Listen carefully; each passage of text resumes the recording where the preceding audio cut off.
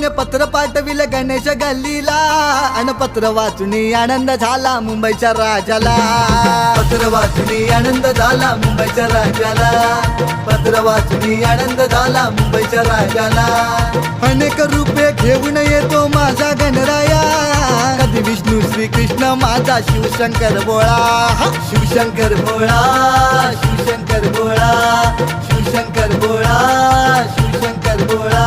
हे गणा, हे गणा, हे गणा, हे गणा, हे गणा, हे गणा, हे गणा, हे गणा.